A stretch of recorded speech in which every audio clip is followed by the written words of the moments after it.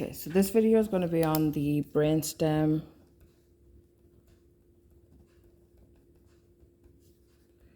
chart.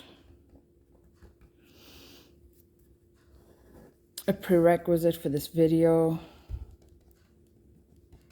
would be knowing the cranial nerves and their lesions. And we're going to go ahead and we're going to draw the brainstem.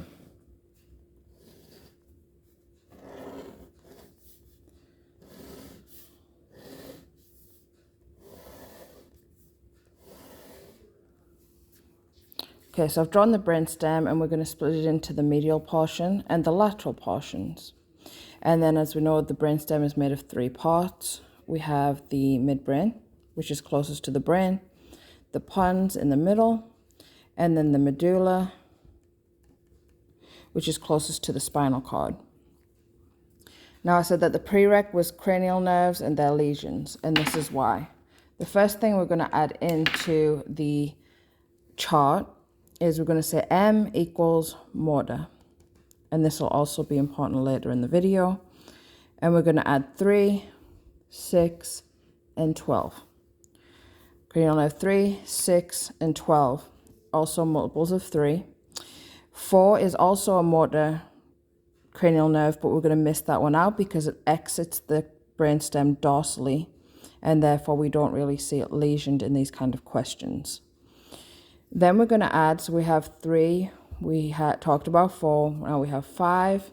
5 has nuclei in every portion of the brainstem. So we've added that here.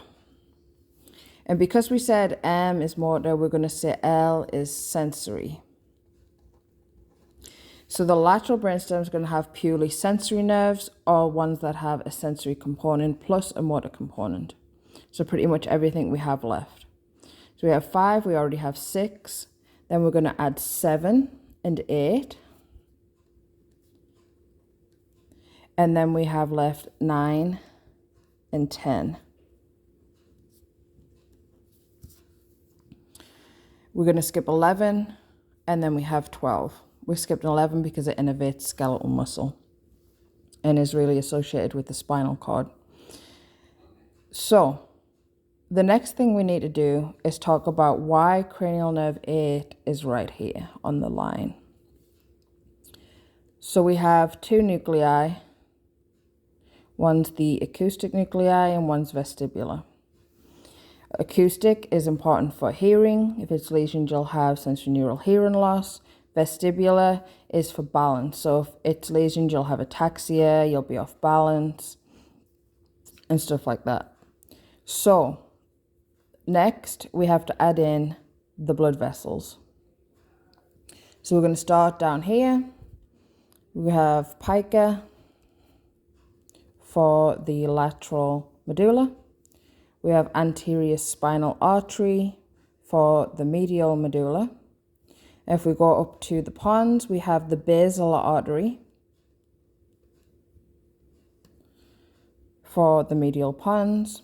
For the lateral pons, we have ICA. And then for the entirety of the midbrain, we have the posterior cerebral artery. So, what do we do from here? We said that medial was motor.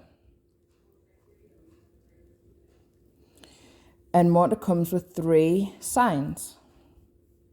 We have the motor tract, which is corticospinal. We have the MLF, which is similar to a cranial nerve 3 lesion, but accommodation is normal. MLF lesions are often seen in MS. And then we have the medial lemniscus, which is part of the dorsal column medial lemniscus pathway, which is good for 3 things: vibration, proprioception, and 2-point discrimination. So in a question that involves a cranial nerve 3 or a cranial nerve 6 or a cranial nerve 12 lesion, you'll also see some of these signs. So you might see contralateral, so this is contralateral paralysis. And because it's upper motor neuron, it is spastic. You might see medial lemniscus. You might see vibration loss, proprioception, 2-point discrimination loss with any lesion to any nuclei or region of the middle brainstem. So we said that medial was motor. So now we'll say that lateral is the opposite. So lateral is going to be sensory. And just like this half had 3 things, this part's going to have 3 things. We're going to have spinothalamic, which is responsible for pain and temperature. We're going to have spinocerebellar. And if you have a lesion here, obviously the cerebellum, you're going to have ataxia. And then we also have sympathetic chain. So sympathetics. And if the sympathetics are lost, we're going to have Horner syndrome. So meiosis, ptosis, and anhydrosis. So 3 things here, 3 things there. So if anything in the lateral part of the brainstem is lesioned, you'll also see these signs, the 3 S's. Again, anything in the medial portion of the brainstem is injured, you'll also see these signs, the 3 M's. So a question could ask, let's do an example. The patient has right-sided face weakness.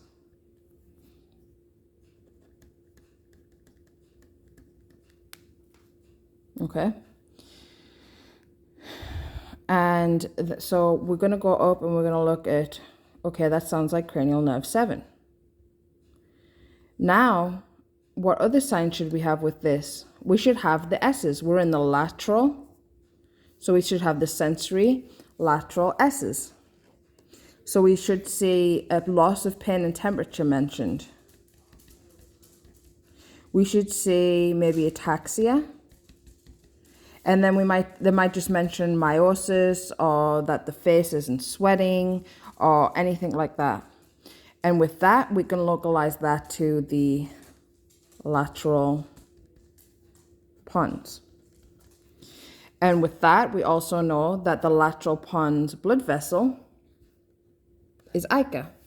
So we also know that answer too. Ica would be the blood vessel.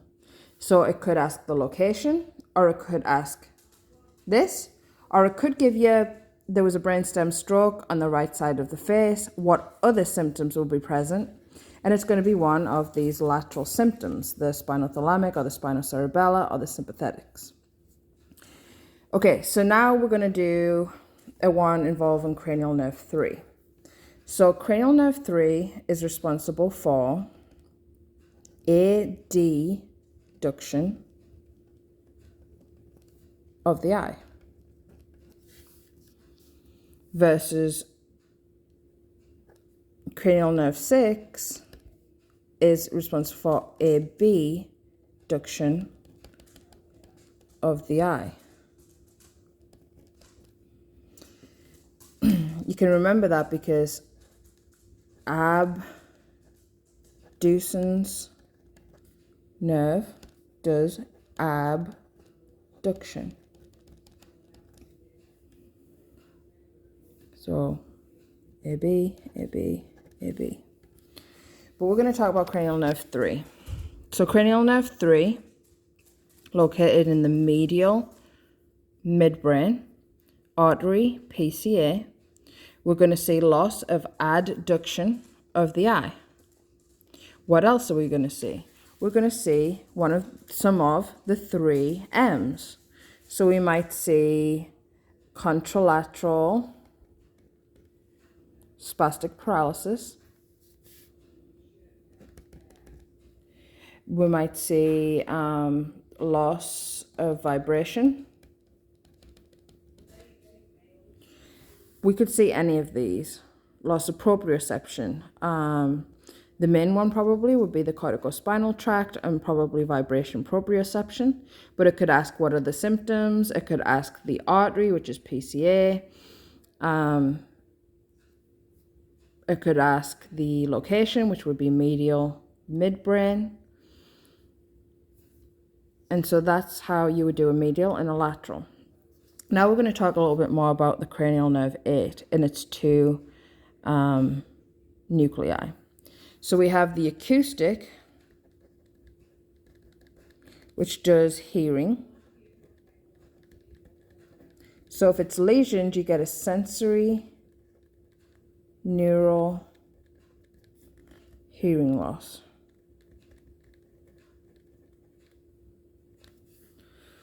And then we have the vestibular,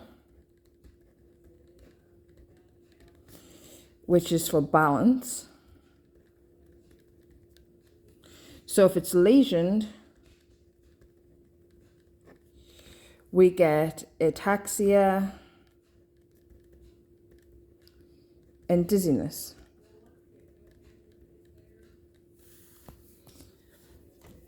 And as you can see, the acoustic nuclei right here is in the pons. And the vestibular nuclei right here is in the medulla. So we might be given a question where the patient has sensory neural hearing loss. Sensory neural hearing loss, we're going to look here. But usually I'll mention there was facial weakness, and then I'll mention some of the 3 S's. Versus the vestibular nuclei is going to say the patient got dizzy, the patient felt like the room was spinning, and it's going to mention the patient had a lesion at one of these. So they might lose the gag reflex, they might have dysphagia, difficulty swallowing, and therefore we can localize the lesion to the lateral medulla. So when you think about cranial nerve 8, you want to think of what portion of cranial nerve 8, and then to back it up, look for the other symptoms, the other cranial nerve signs. If it's vestibular, it's most likely going to be dysphagia. If it's acoustic, it's most likely going to be facial weakness. Another thing to remember is that all cranial nerves are ipsilateral. So if you have damage to the left cranial nerve 7, the symptoms will be on the left side of the face. If you have a lesion to the left cranial nerve 6, the lesion will be on the face, on the left, the eye on the left. And in the middle, you have the M's, the lateral, you have the S's. But remember that the tracts are not necessarily ipsilateral. We're just talking about the cranial nerves being ipsilateral. Corticospinal, for example, is going to be contralateral. Medial lemniscus, most likely going to be contralateral because it doesn't cross until the bottom of the brainstem right here. So that's it for brainstem stroke chart, and I hope this video was helpful.